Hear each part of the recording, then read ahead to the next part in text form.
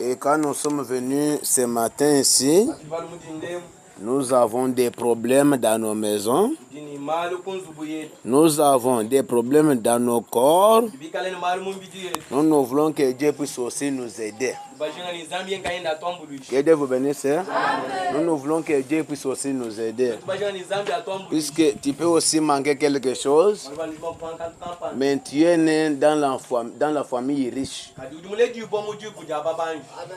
Tu demandes l'aumône à ton frère et aujourd'hui on te donne.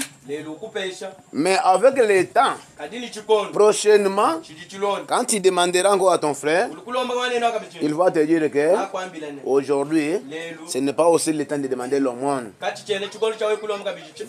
Dieu t'a donné les mains et les pieds pour que tu puisses aussi travailler.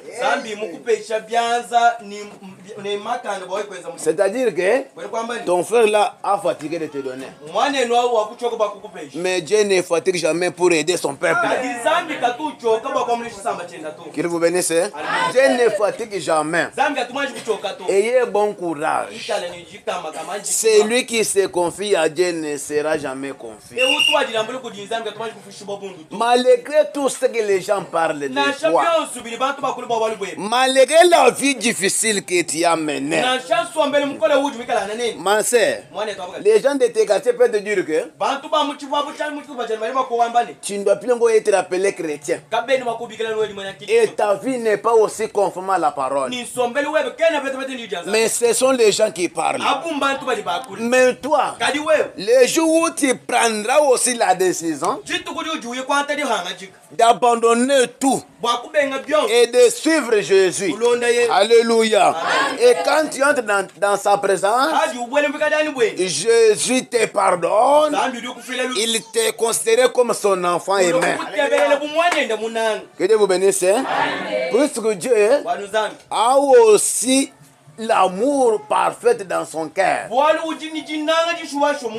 Et la Bible nous dit, Dieu étant aimé le monde, il a donné son Fils unique à quiconque les croit et ne meurt pas trouve la vie éternelle. Qu'il vous bénisse. Et il ne faut pas dire que il faut que je mène n'importe quelle vie ici-bas.